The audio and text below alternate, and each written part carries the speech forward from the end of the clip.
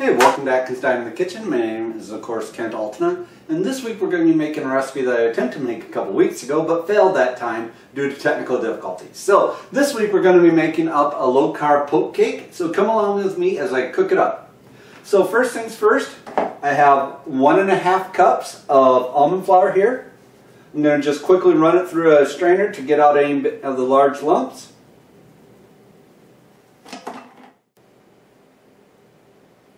Alright, to this we're going to add 3/4 of a cup of coconut flour.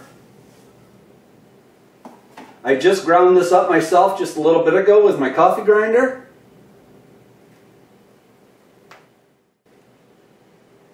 Alright, now that we got both of those sifted, we're going to have 1.5 teaspoons of baking powder.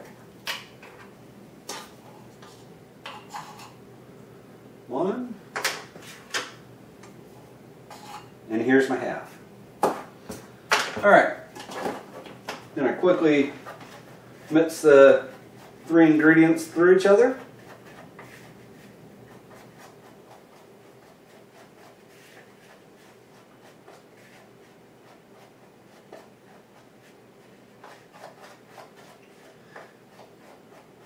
Basically, you just don't want any clumping of the almond flour or the coconut flour just to themselves, which the sifting should have helped. Alright, we'll put that aside. To this, we're going to add 6 ounces of cream cheese.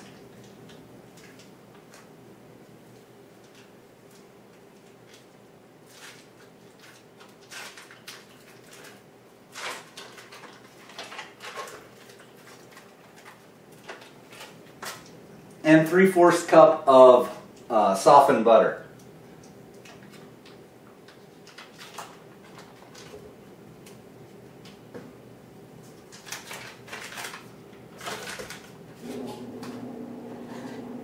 And finally, 1 cup of Splenda or its liquid equivalent, which in my case would be 24 drops.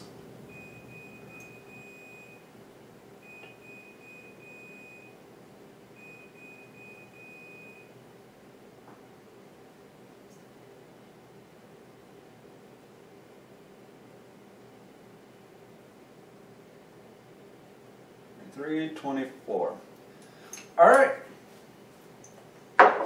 we're going to mix these two together, cream them together, and that'll probably take about 20 to 30 seconds in the mixer.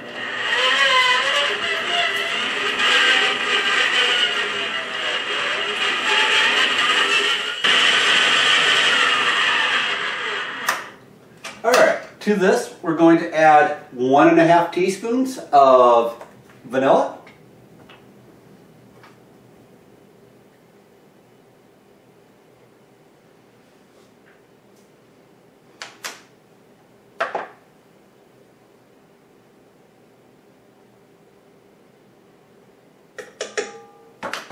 And 1.5 teaspoons of lemon juice.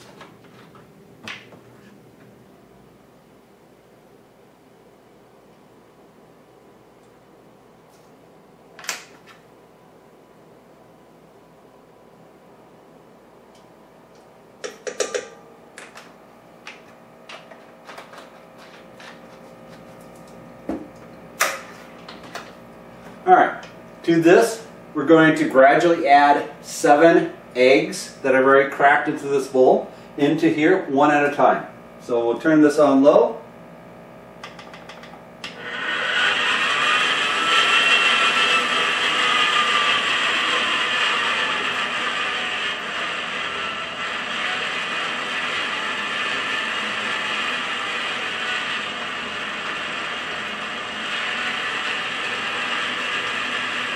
We're adding them gradually so we can slowly incorporate the egg yolks into the mixture.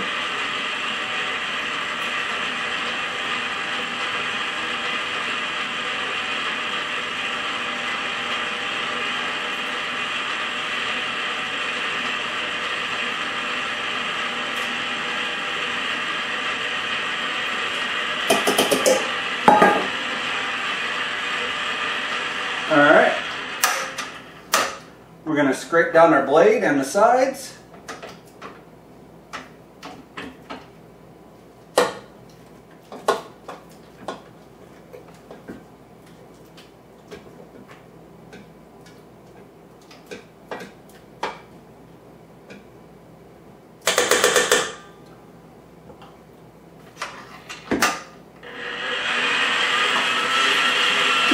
let this blend for about 30 seconds on a medium speed, and we'll catch back up at that point.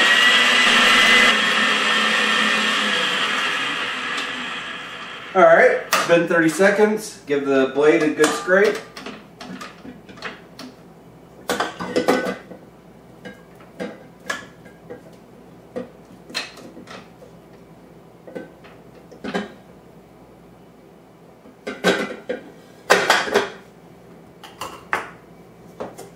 Alright, turn my speed down to low again as we gradually incorporate the dry ingredients into the wet ingredients.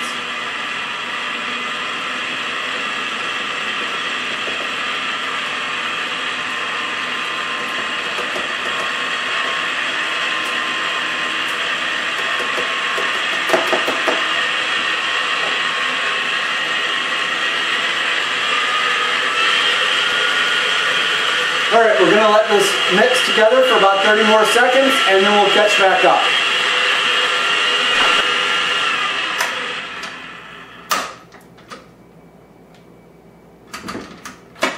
Alright.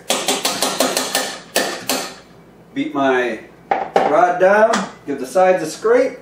Should start looking like cake batter.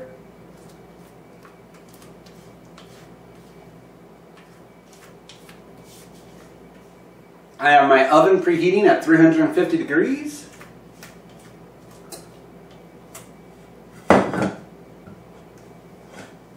Alright. So now we want to take a 9 by 13 inch cake pan. I kind of like using glass for this rather than metal.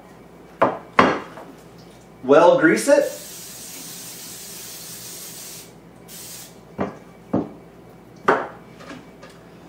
And go ahead and pour the cake batter into the pan.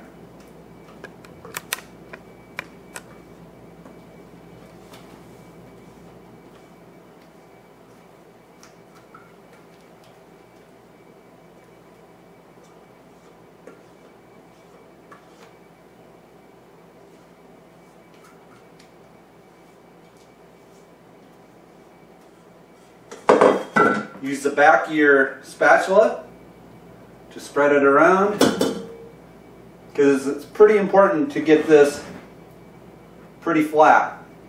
Otherwise the next session after baking won't turn out correctly.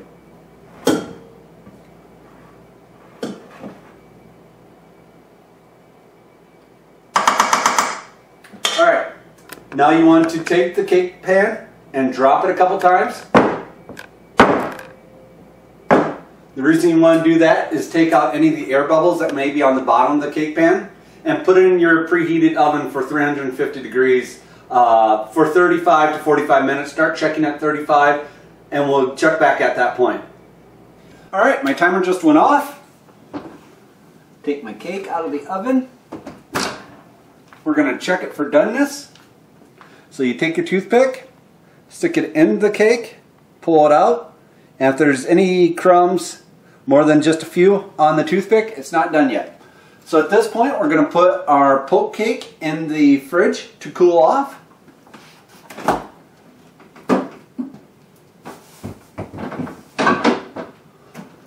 Alright, well that's cooling off. I'm going to make the whipped cream topping. So you might be able to see that my bowl has been chilled inside the freezer. You can see that the sauce is forming on it. Alright, so we want to take 1 1/4 cups of heavy whipping cream.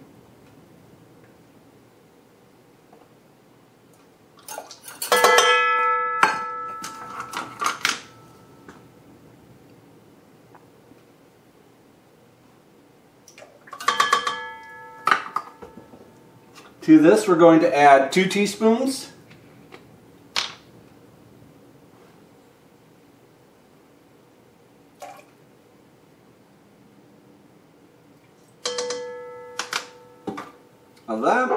of vanilla extract, and I'm going to have roughly 4 teaspoons of liquid Splenda, or granulated.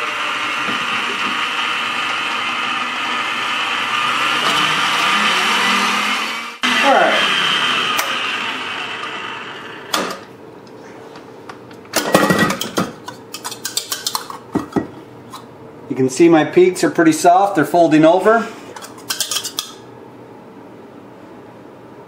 So at this point we're going to put this in the fridge and we'll start on the Jell-o side of this poke cake. Alright, so let's start on the Jell-o side. I'm going to be using raspberry, but strawberry would also work just as well.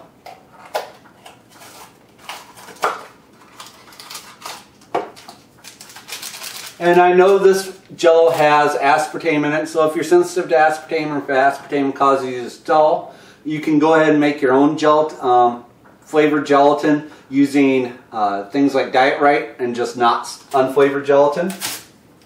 But the little bit of aspartame in this recipe won't affect you too much. Alright, to this we're going to add 1 cup of hot liquid.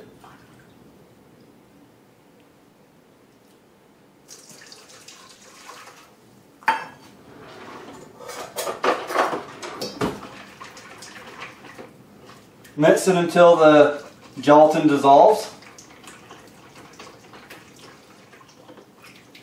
Alright, once it's dissolved all the way, go ahead and add your 1 cup of ice cold water.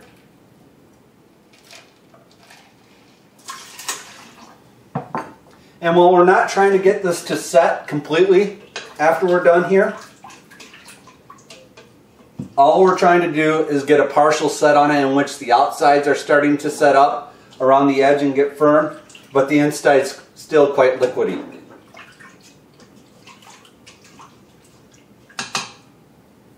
Alright, so we're going to put the gelatin in the fridge as well. Leave it in the fridge for about a half an hour, which should give the poke cake a good chance to cool down. And then we'll put it all together and you'll see the finished product.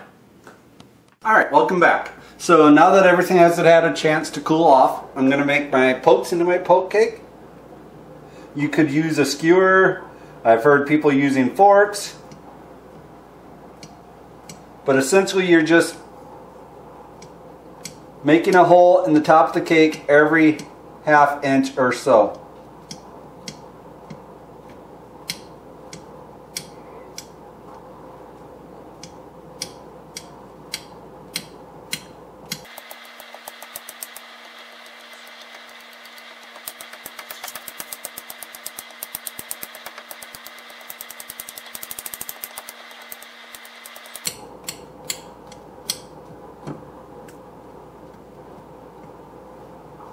Alright, now that we have the holes punched in our cake, we're going to take our partially set Jell-o mixture and pour it over top.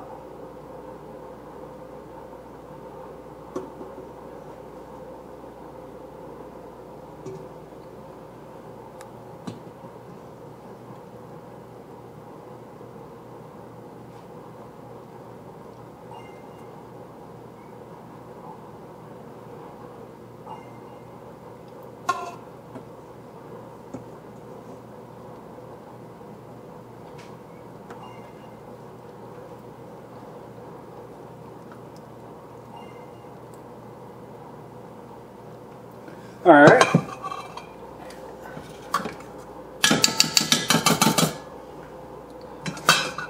At this point, we're going to follow the connect the dots method to putting the whipped cream on our cake.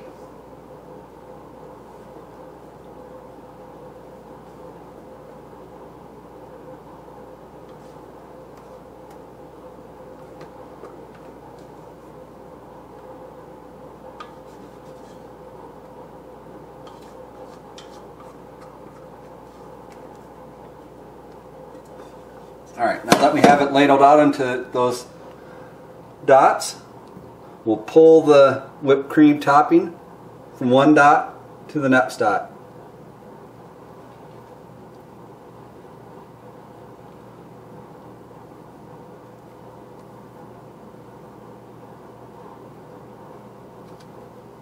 That way we don't disturb the gelatin mixture that's underneath.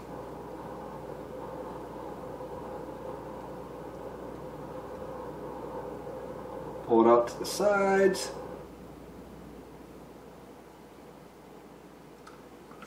Alright, we're going to let this chill in the fridge for about 2 to 3 more hours and it'll be ready to go. I'll show some finished products or some finished photos after we're done. And thank you guys for watching. Bye.